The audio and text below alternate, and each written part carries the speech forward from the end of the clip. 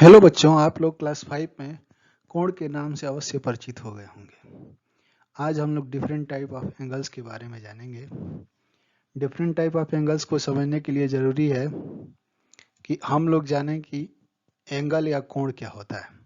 वास्तव में एंगल या कोण दो रेज के बीच का झुकाव होता है। जैसे आप लोग चित्र में देखिए कि यहाँ पर एक रेज है, एक दूसरी रेज है, इसके बीच में जो झुकाव होता है इसी को हम लोग एंगल या कोण कहते हैं।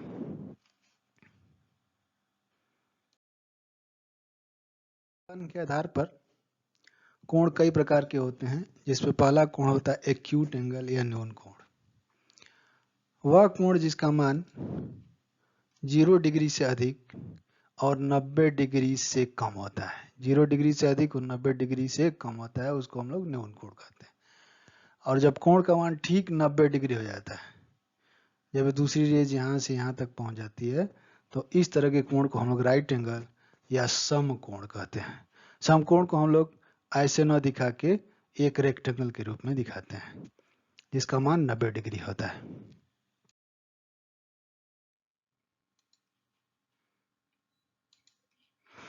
जब कोण का मान 90 डिग्री से अधिक और 180 डिग्री से कम रहता है, तो इस तरह के कोण को हम लोग ऑब्ट्यूज एंगल या अधिक कोण कहते हैं।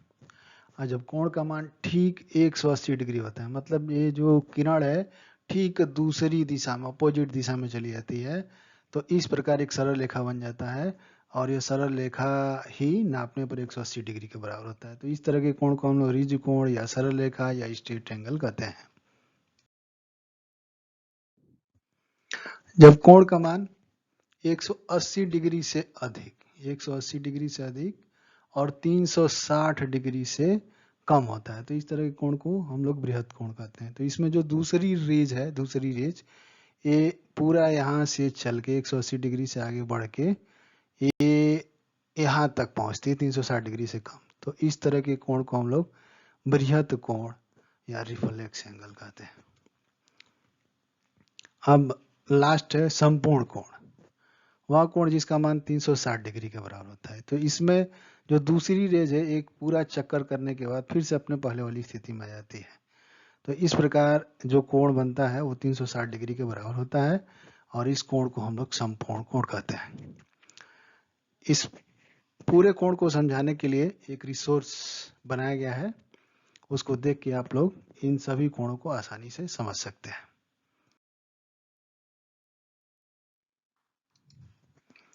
इस रिसोर्स को जियोजेब्रा की मदद से बनाया गया है।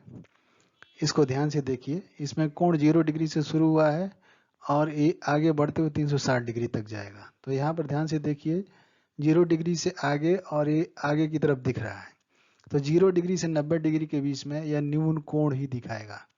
जब ठीक 90 डिग्री जब ये हो जाएगा, तो यहाँ पर न्यून कोण हट के कुछ सेकंड के लिए यहाँ समकोण दिखाई देगा।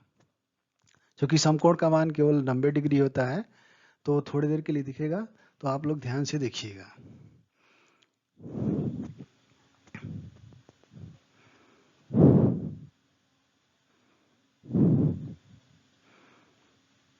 देखिए ठीक 90 डिग्री पर वो समकोण दिखा था कुछ सेकंड के लिए, और जैसे 90 डिग्री से अधिक होता है हुआ है तो ये अधिक कोण दिखाने लगा है।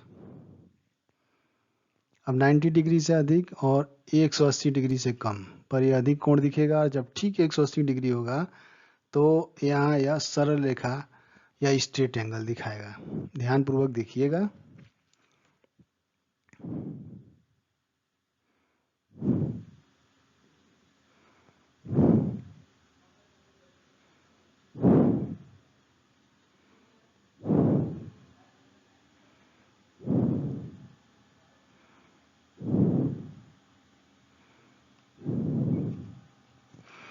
जैसे 180 डिग्री हुआ था तो यह सरल रेखा यहाँ दिखा था, और जैसे 180 डिग्री से ऊपर बढ़ा है तो यहाँ पर रिफ्लेक्स एंगल दिखने लगा है।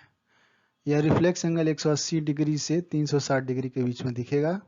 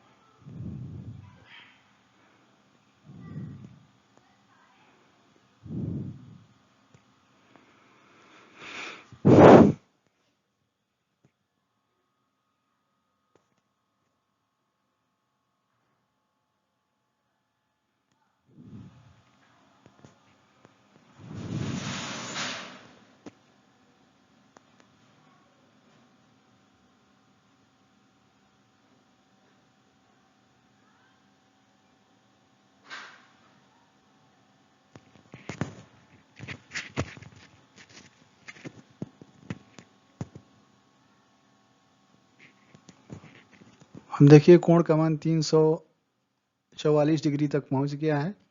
जैसे 360 डिग्री पर पहुंचेगा तो इस बृहद कोण की जगह पर संपूर्ण कोण या कंप्लीट एंगल दिखेगा। अब देखिए अब 360 डिग्री पर कंप्लीट एंगल या संपूर्ण कोण दिखा था, अब ये फिर से रिसोर्स जो है वापस बैक आना शुरू हो गया है और यह 360 डिग्री से चल के अब 0 डिग्री पर पहुंचेगा और वैसे ही यह दिखाएगा 360 डिग्री से 180 डिग्री के बीच में बृहद कोण, 180 डिग्री पर सरल रेखा या स्ट्रेट एंगल, 180 डिग्री से 90 डिग्री के बीच में ऑब्ट्यूज एंगल या अधिक कोण, ठीक 90 डिग्री पर समकोण और 0 से 90 डिग्री के बीच में एक्यूट एंगल। आशा है कि आप लोग इस रिसोर्स की मदद से कोणों को अच्छे से समझ गए होंगे।